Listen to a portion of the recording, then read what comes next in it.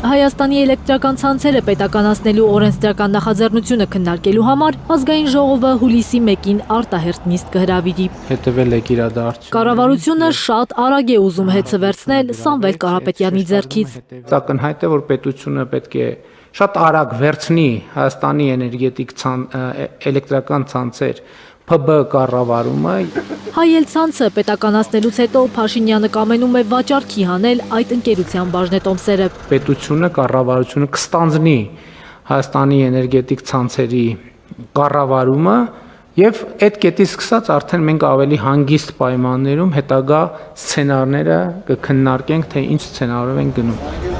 Սպառողների համար վատ սցենար է կանխատեսում էներգետիկ փորձագետը։ Հեծի պետականացումից ու վաճառքից հետո քաղաքացիները հնարավոր է կրկնակի թանկ վճարեն հոսանքի համար։ Պետք է մեր քաղաքացիները մի բան իմանան, եթե ասված չեն հեծը վաճառվի, ում ուզմա լինի թուրք թե լինի հայ, առաջին քայլը որ անելու են պահանջը դնելու են, դա սակագների կրկնակի թանկացում է։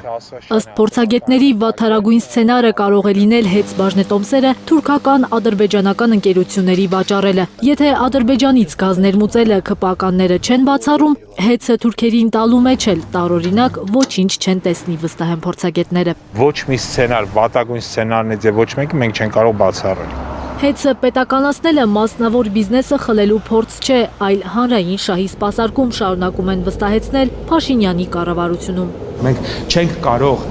մեկ մարդու շահը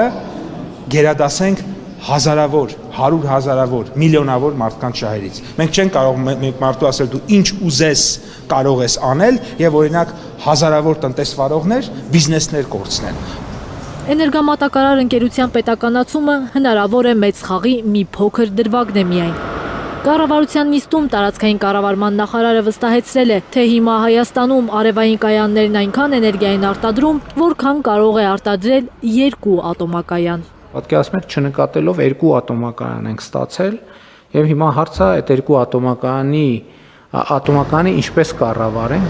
Փորձագետները վստահ են, որ ատոմակայանի մասին հենց այնպես չեն հիշել Փաշինյանի կաբինետում։ Մեծամորի ատոմակայանը փակելը Թուրքիայի ու Ադրբեջանի տասնամյակների պահանջն է, եւ այս քաղաքաէներգետիկ խառը պատմությունը տանում է դեպի այդ պահանջի կատարումը։ Արմեն Մանվելյանը հիշեցնում է, Փաշինյանը Ստամբուլ գնաց Իգդիրում թուրք էկոլոգների ցույցերի ֆոնին։ Նրանք պահանջում էին փակել հայկական ատոմակայանը։ Թուրքիայից վարչապետի վերադառնալուց կարճ ժամանակ անց թափանցիկ ակնարկ է արվում,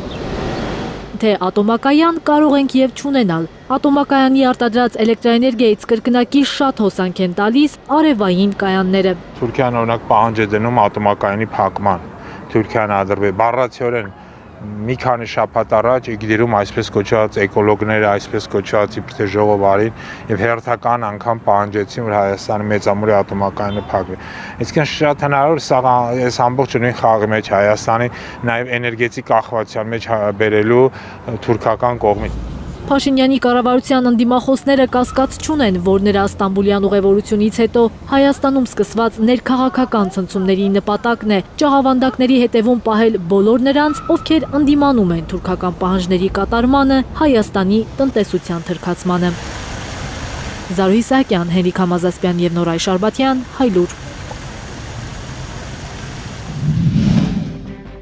Հայաստանում եւ աշխարհում տեղի ունեցող իրադարձությունների մասին առաջին իմանալու համար բաժանորդագրվեք մեր ալիքին, սեղմեք զանգակը, որ բաց չթողնեք ամենահրատապը, ամենակարևորն ու հետաքրքիրը։